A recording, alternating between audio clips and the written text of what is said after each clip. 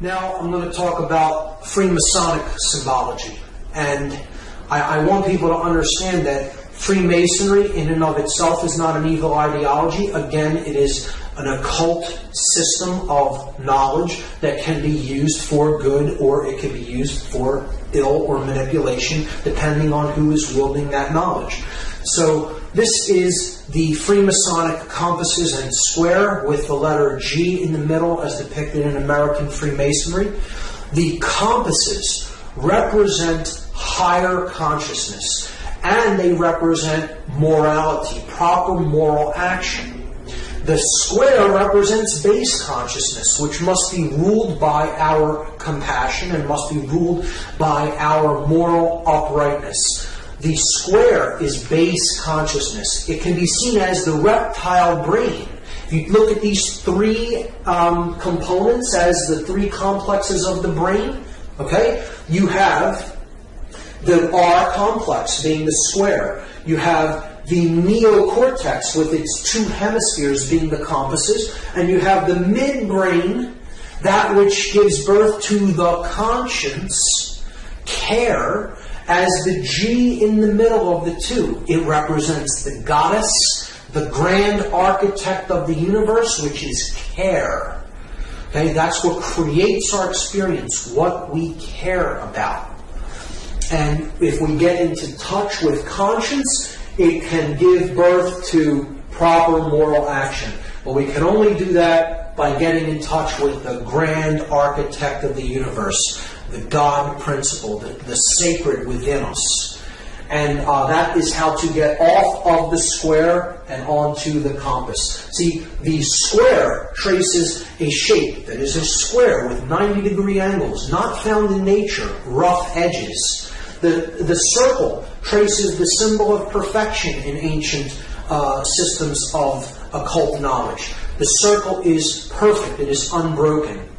It is a symbol of divinity. It can never be nailed down with perfection because it is based upon pi, a figure that is a divine principle that can never be calculated with absolute certainty. So the object is to circle the square and have our compassion and our higher consciousness rule over our lower instincts and our animal instincts. And we do that through getting in touch with the care principle, the generative principle, the G, which is the grand architect of the universe, care, conscience. So it's about moral uprightness, and it can be equally seen by dark builders, by dark masons, to represent quite an opposite. This is how symbolism is in the eye of the beholder, and how the wielder of this symbol determines what it's really being used for based on their level of consciousness. So a dark mason, a rogue mason, a dark builder, so to speak, could see the symbol this way. Man is ignorant. He exists in base consciousness. And I, as one who has perfected myself, have the divine right to rule over the base man, the square, he who is on the square. So it's two different interpretations of the same symbol. One seen in a positive connotation and one seen in a manipulative, negative connotation, depending on the eye of the beholder, of the wielder of the symbol. Here's how this has been used in popular culture.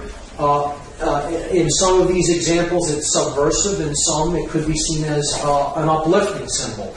But generally in education, you'll see the square used in the three symbols and the color blue for the square representing the blue lodges. And this is base consciousness. This is the base of the pyramid of this particular secret society network, the hierarchical pyramid-like structure.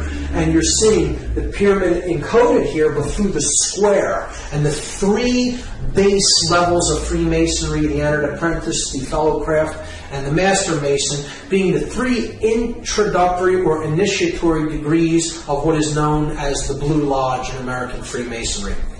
And this is as far as many go. and it is often the degrees that are said to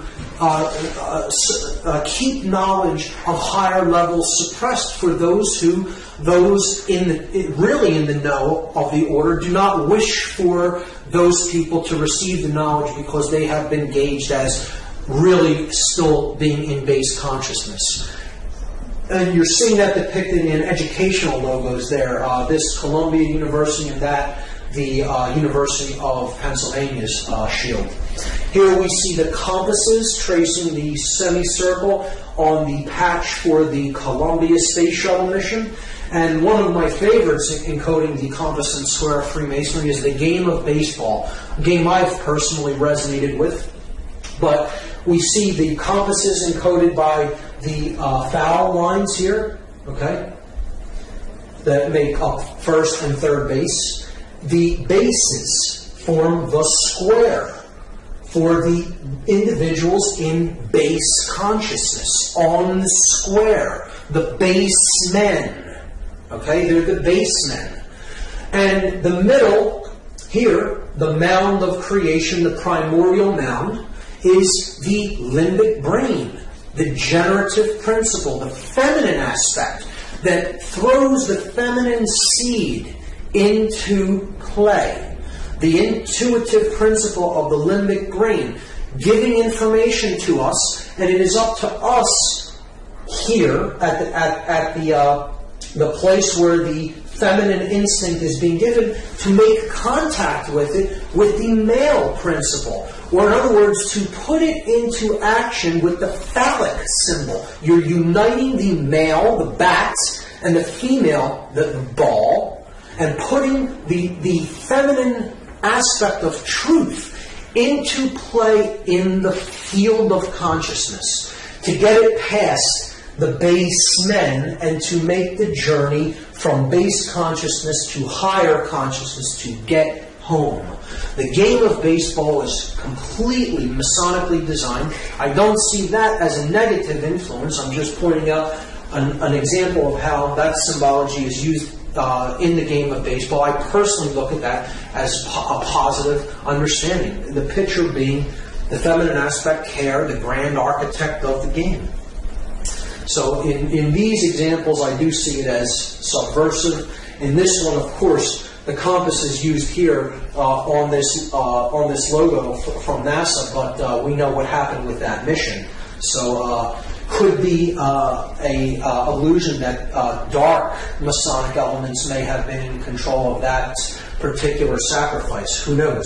The game of baseball, clearly Masonically designed. I look at that as a positive connotation of the symbolism. In a very negative connotation of the symbolism, we see how the Freemasonic network is used all throughout the United States in control agencies, in agencies of male dominator control, in this example being police. And these examples are certainly Blue Lodge degrees, Blue Lodge orders, lower orders of Masonry, and I would look at the individuals belonging to these groups and other fraternal orders of police as being on the square.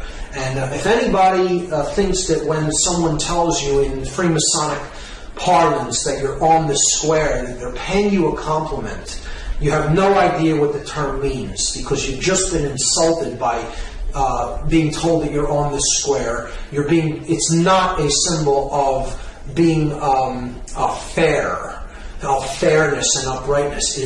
The square in Freemasonry is most certainly a symbol of base consciousness, of not understanding the true self. And when someone is told that they're on the square in Freemasonry, it is essentially an insult.